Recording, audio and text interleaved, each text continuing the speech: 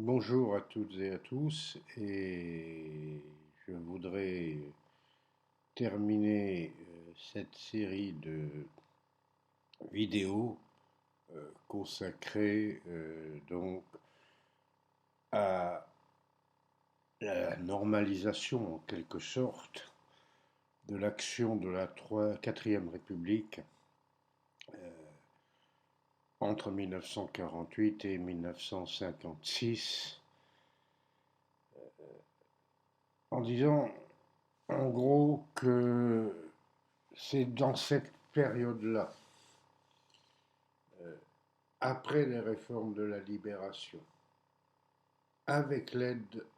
du plan Marshall, donc l'apport économique et financier massif de crédit, avec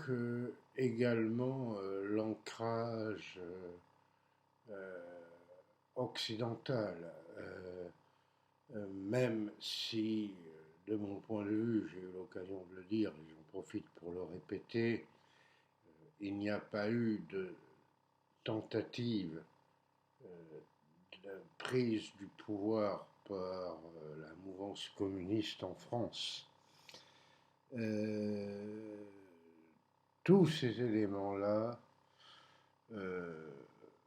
ont, dans des rapports de force compliqués, d'où la loi sur les apparentements,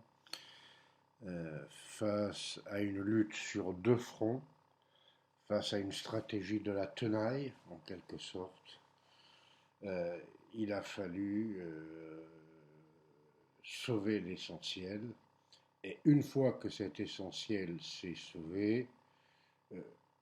la droite française, incarnée par Antoine Pinet, incarnée par Joseph Laniel, incarnée par Edgar Faure, euh, a mené une politique économique, sociale et financière qui allait par bien des aspects à l'encontre de ce qui avait été prévu à la libération. C'est pour ça que je parlais de normalisation, mot que l'on peut trouver, que vous trouverez dans votre immense sagacité probablement un petit peu excessif de ma part, mais qui en tout état de cause veut bien dire ce qu'il veut dire. Ce que je voudrais aussi que vous touchiez du doigt, c'est que cette période-là a été quand même celle où les bases de la grande croissance, que l'on appellera, suivant l'expression fameuse de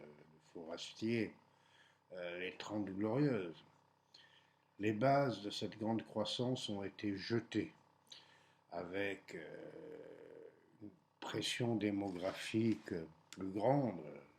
le baby-boom, qui va nécessiter un développement de la demande et qui va également bénéficier de l'augmentation des revenus par le fait que la redistribution des revenus sociaux par la mise en place de cet État-providence, et notamment de la sécurité sociale, la mise en place de ces revenus sociaux va s'avérer d'une aide non négligeable. C'est l'époque, n'est-ce pas, où réellement il y a une modernisation de l'appareil qui environne l'industrie, de l'appareil financier, de l'appareil énergétique. Prenons l'exemple de l'électrification, avec à la fois l'énergie hydroélectrique symbolisée par des grands chantiers. Beaucoup avaient été d'ailleurs entrepris avant la Seconde Guerre mondiale, dans les lacs de montagne. Mais enfin, c'est dans les années 50 jusqu'au début des années 60 que ce parc potentiel d'hydroélectricité va devenir fondamental et conférer, par exemple, au rail français une supériorité technique tout à fait importante et qui explique que pendant des années et des années et des années, ce savoir-faire ait été en pointe jusqu'à la révolution du TGV. Maintenant, il s'agirait aussi qu'aujourd'hui, tout cela perdure, mais vous comprenez quand tout cet effort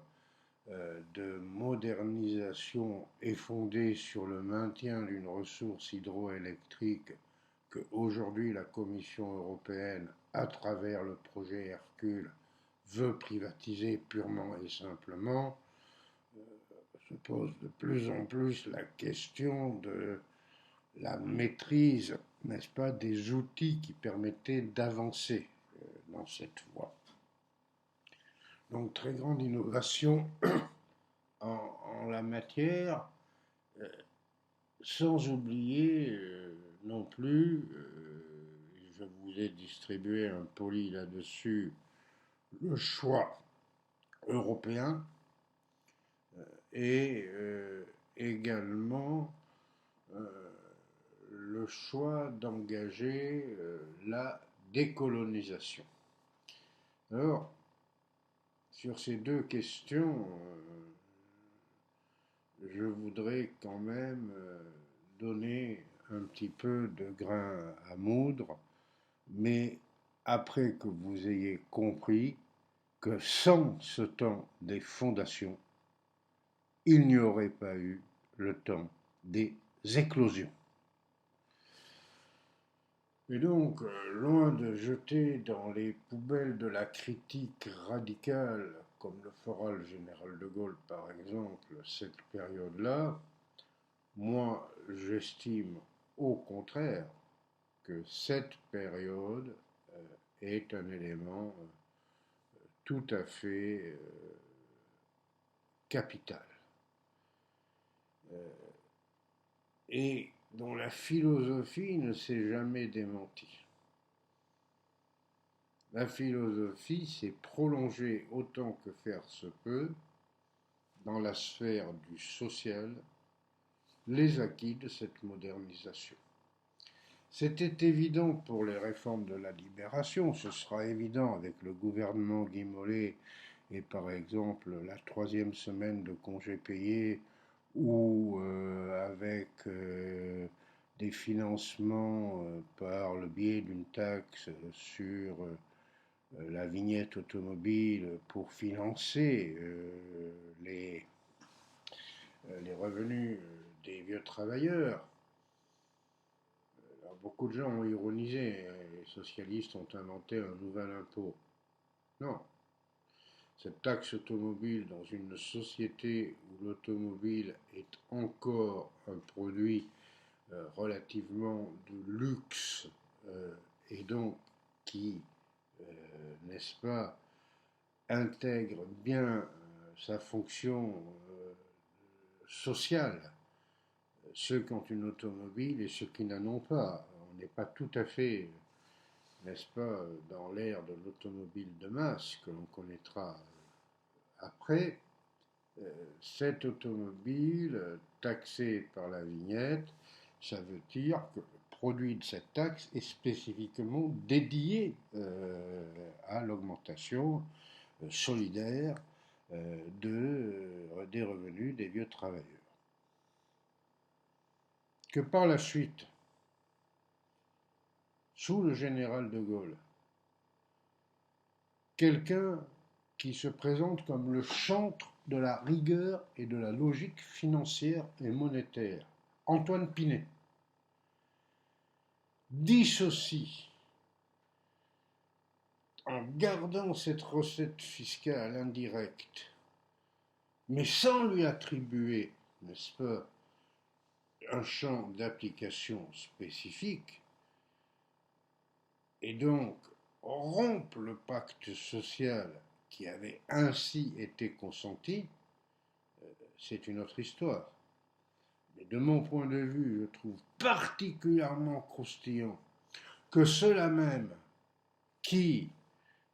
accusent, n'est-ce pas, de gabegie financière et de pression fiscale surévaluée, l'irresponsabilité du gouvernement Guy Mollet,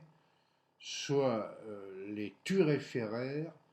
de quelqu'un qui précisément a choisi de faire de cette taxe une stricte base d'éléments financiers sans compromis, sans enjeu social. Donc, il y aurait beaucoup de choses à dire. J'entends bien que quand je vous dis le choix de la décolonisation assumée, initié par déjà les travaux sur l'Union française, l'intégration limitée, je le concède, de parlementaires des territoires coloniaux français, notamment avec un certain nombre de futurs leaders des États africains qui seront ministres de la République dans ces années 50, la création d'un parti comme le RDA, le Rassemblement démocratique africain de Félix Houphouët-Boigny, on pourrait multiplier les exemples. Cette volonté, elle a existé. Et elle se concrétisera notamment à partir de 1956 dans ce qu'on appelle la loi cadre Gaston Defferre, rédigée en grande partie d'ailleurs par le directeur de cabinet de Gaston Defferre, qui est un socialiste résistant et par là même socialiste gaulliste, qui s'appelle Pierre Messmer. Donc, arrêtons là, si vous voulez bien, pour dire qu'il y a eu des tentatives intéressantes, mais c'est vrai que parce que ces tentatives intéressantes vont se retrouver aux prises à un certain nombre de dossiers qui vont apparaître très compliqués, eh bien, cette tentative-là de modernisation absolue ne va pas être toujours portée au crédit de la quatrième République, que nombre d'observateurs, je pense par exemple à des historiens comme Hubert Bonin, je pense à la Vulgate initiée par le général de Gaulle sur ce régime d'impuissance et d'abandon, que cette Vulgate-là va donc vouer aux gémonies. Moi, je m'inscris au contraire radicalement en faux contre cela, y compris d'ailleurs en termes, je veux dire, de rationalité économique. Si j'étais en vers, je vous inviterais à lire des articles d'un dénommé Raymond Barre, appelé à jouer un rôle politique plus important sous Valéry Giscard d'Estaing et par la suite, qualifié un peu hâtivement de meilleur économiste de France, quand il est nommé Premier ministre après le départ de Jacques Chirac de Matignon en 1976, Raymond Barre, qui est alors expert économique auprès des instances européennes, en 1956, a publié des enquêtes et des papiers de synthèse dans lesquels, notamment en termes de formation de capital fixe, la France est un des pays dont la croissance est la plus remarquable. Alors, je n'ai pas joué à ce petit jeu qui est de me prévaloir du jugement de quelqu'un que par ailleurs j'ai pu condamner et dont je ne partage guère les tenants et les aboutissants. Mais ce que je vais essayer de vous faire toucher du doigt, euh, c'est que parce que ça a foiré, et dramatiquement foiré, sur quelques dossiers clés, l'Indochine, j'en ai dit un mot, la difficulté induite par le processus de construction européenne. Je vous ai mis un poli en ligne là-dessus, mais je vais y revenir. Et le dossier algérien, et là ça va nous occuper beaucoup, beaucoup, beaucoup de temps. Ce n'est pas parce que sur ces trois dossiers, certes capitaux, emblématiques, je vous le concède très volontiers, la politique mise en place par la 4ème République a foiré et qu'elle va entraîner, de par la nécessité d'avoir à financer la guerre d'Algérie, une dérive budgétaire non négligeable. Est-ce que c'est parce qu'il y a ces trois dossiers qu'il faut jeter dans les poubelles de l'histoire tout le reste? Je ne le crois pas. Je crois par contre que ce qui est significatif et qu'il est important que vous reteniez, c'est que sur ces autres dossiers, la complexité des éléments a été telle qu'il était quasi impossible de trouver une solution qui ne fracasse pas la société française. Dit autrement, quand on est engagé dans une négociation sur des enjeux vitaux, il faut dans cette négociation écouter ce qui est le plus fondamental, ce qui est non négociable pour votre partenaire. Et fabriquer les conditions qui, dans votre propre société, permettront d'aller jusqu'à ce point qui est le non négociable, sans lequel il ne pourrait pas y avoir d'accord. Il faudra prendre le risque de la guerre civile dans sa société. C'est ce qu'un certain nombre de gens ne comprennent pas en ayant strictement un point de vue moral sur un certain nombre de négociations internationales. Mais ce n'est pas un monde de bisounours. Ça se passe autrement. C'est une question de rapport de force. Et donc, je voudrais maintenant, sans aborder le dossier algérien, mais rassurez-vous, ce n'est que reculer pour mieux sauter, parce que je vous mettrai à disposition toute une série de vidéos, tant j'entends que vous y compreniez réellement en quoi cette affaire a immensément dépassé le cadre du simple conflit colonial, pour précisément être quasi à tous les niveaux potentiellement une guerre civile franco-française ayant pour enjeu l'Algérie, mais aussi une guerre civile interalgérienne. Alors ce n'est peut-être pas très politiquement correct et gentil dans les dérives que l'on peut avoir aujourd'hui et dans des débats qui sont d'ailleurs un peu éhontément et irresponsablement, dois-je le dire, instrumentalisé, instrumentalisé,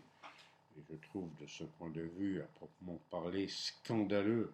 la tentative de faire une police de censure intellectuelle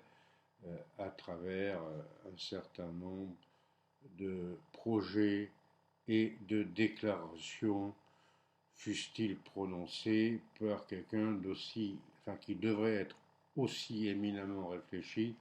que la ministre de la Recherche, ce qui n'est manifestement pas le cas aujourd'hui. Mais bon, on va s'arrêter là dans la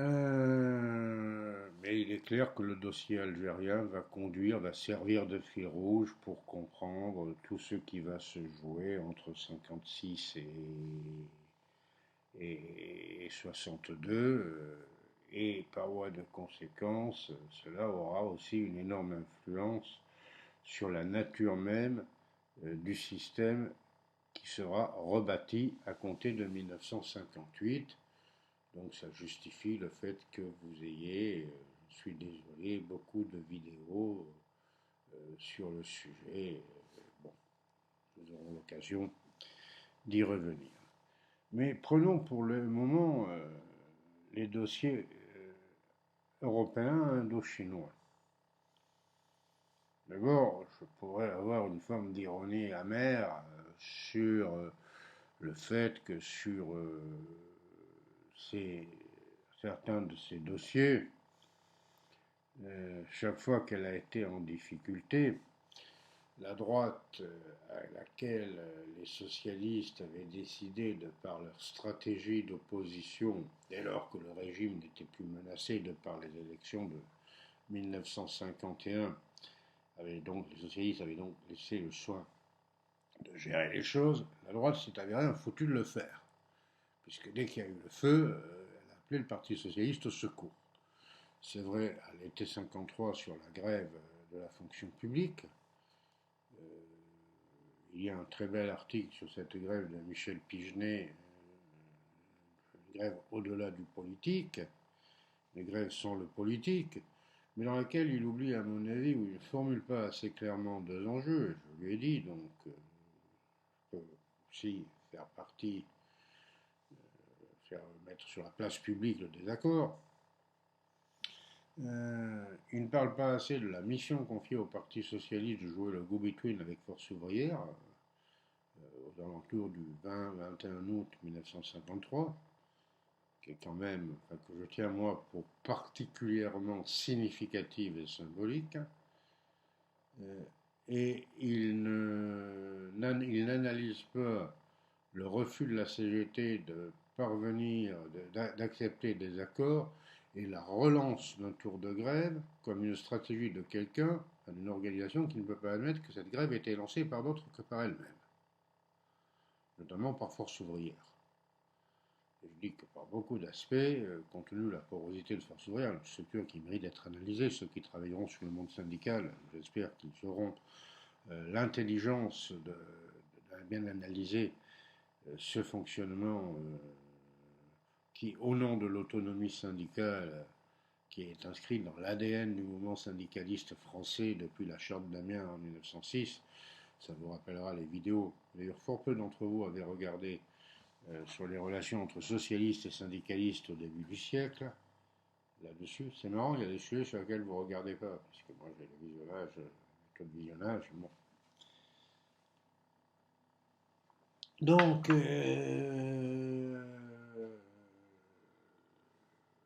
j'observe donc que dans cette affaire sur le terrain social, la droite au pouvoir n'a pas fonctionné sérieusement. N'a pas fonctionné sérieusement, de même que la rationalisation financière et fiscale me paraît, moi, extrêmement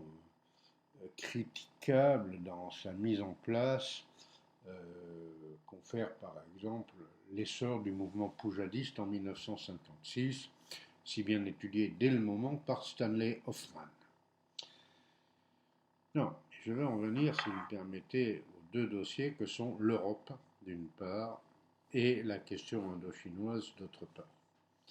Question indo-chinoise, pour dire que, de même que l'Algérie, c'est un enjeu beaucoup plus compliqué, la question indo-chinoise, par bien des aspects, c'est quelque chose de très compliqué aussi, qui dépasse le cadre strict de la décolonisation, pour être à l'évidence un enjeu de guerre chaude dans la guerre froide.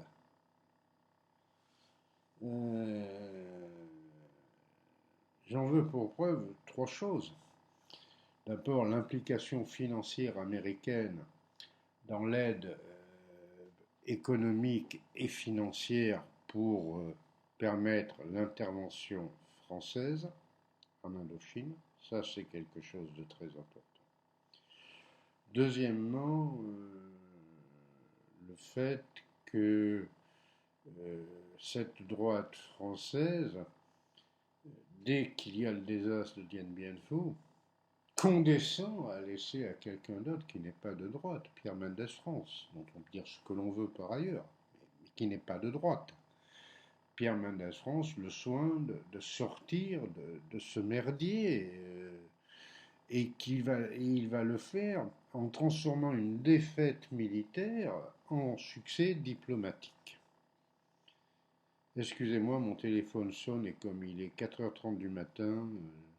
je tiens à vérifier ce que c'est, je vous reprends tout de suite.